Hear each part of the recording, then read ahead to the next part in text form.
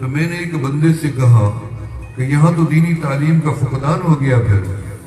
اس نے کہا نہیں، دین کی تعلیم قرآن کی چل رہی ہے. میں نے کہا مجھے مدرسہ دکھاؤ نا جہاں قرآن پڑھا جا رہا ہو.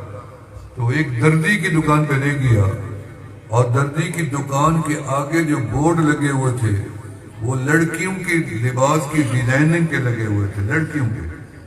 اور اس کے اندر جب داخل ہوئے تو دیکھا وہاں ایک قاری صاحب 5 بچوں کو بیٹھا قرآن پڑھا رہا.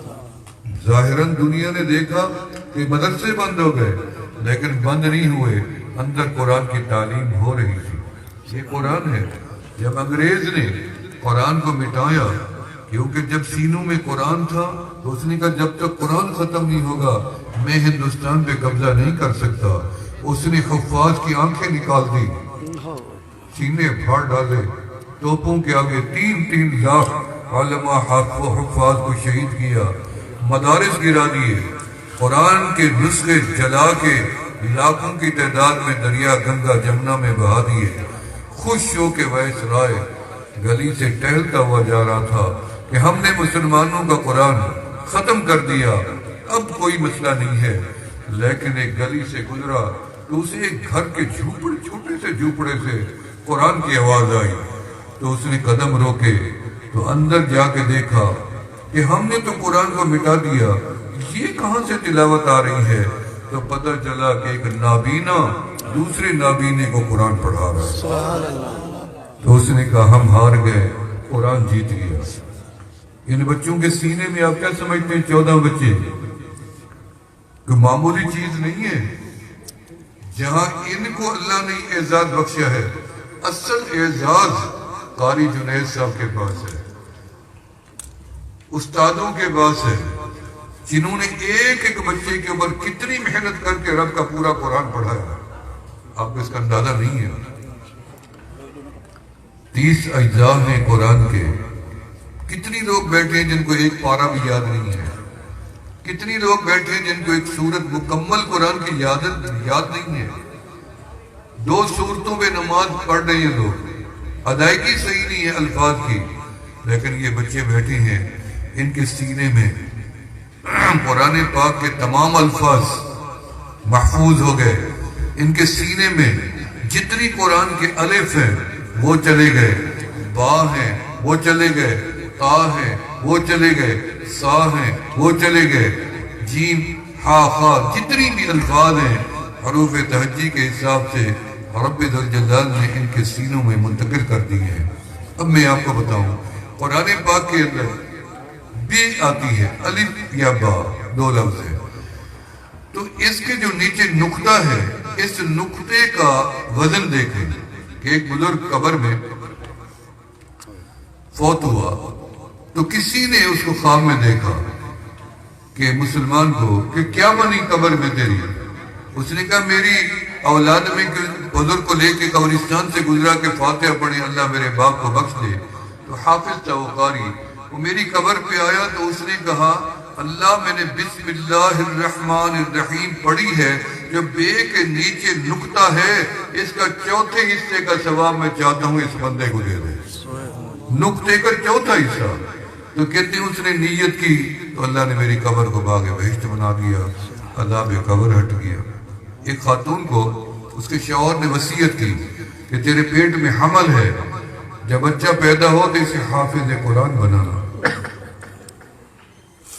وہ استاد کے پاس لے گئی، استاد جی بچہ کچھ بڑا ہو گیا، اسے قرآن پڑھائیں.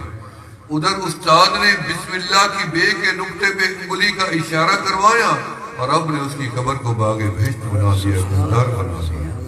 تم کیا سمجھتے ہو 14 سال 20 سال انگریزی کی تعلیم دلواؤ بچوں کو، یہ تمہاری آخرت میں کام آنے والی نہیں ہے. دنیا میں پتہ نہیں اس کے مقدر میں ہے یا نہیں ہے کہ ان ڈگریوں سے اسے کوئی فائدہ ہوتا یا نہیں ہوتا. میں نے لاکھوں ایسے پڑھے لکھے لوگ دیکھے ہیں جو ڈگریاں لے کے بیچارے دھکے کھا رہی ہیں، کوئی فائدہ نہیں ہوا ان کو. قرآن پڑھنے والوں کو یہاں بھی فائدہ ہے، قبر میں فائدہ ہے. لاہور کے اندر ایک انجینئر بچہ آخری سال میں بیمار ہوا تو اس سے باپ ہسپتال لے گیا تو ڈاکٹروں نے کہا کہ بیٹا تیرا تو آخری وقت ہے. جو زندگی ختم ہونے والی ہے، مہلک بیماری کا شکار، تو بچہ دارو قطار رونے لگا۔ باپ نے بڑی تسلیاں دی، بیٹا اطمینان کرو، میں تیرا علاج کرواؤں گا، ساری جائیداد لٹاؤں گا، میں مرنے نہیں دوں گا تجھے، تسلی دی۔ لیکن بچے کا رونا ختم نہ ہوا۔ باپ نے کہا اس کی وجہ کیا ہے؟ جب میں آپ کو مطمئن کر رہا ہوں، میں باپ ہوں آپ کا۔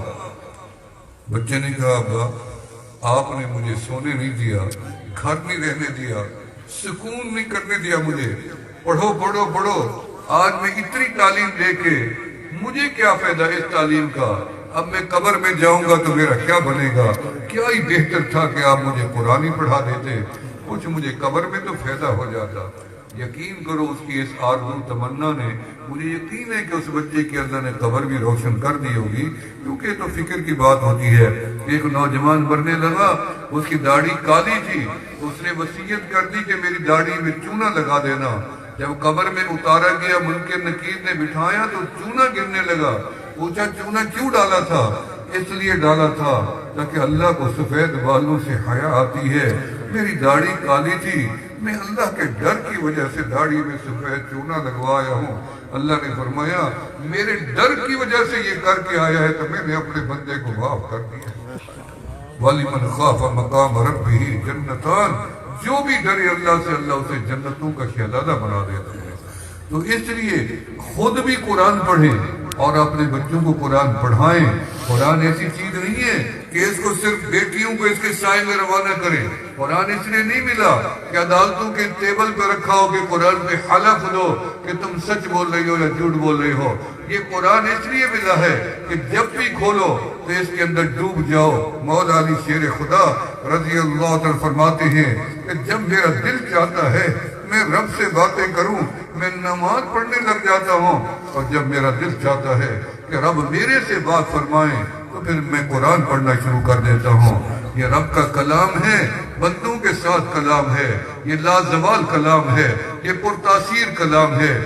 جو کچھ تمہیں چاہیے قرآن سے تمہیں رہنمائی مل سکتی ہے۔ میرے پاس لوگ آتے ہیں وظیفہ بتائیں، رشتہ نہیں ہوتا، میں کہتا ہوں قرآن کی فلاں آیت پڑھو، یعنی وظیفہ قرآن میں موجود ہے۔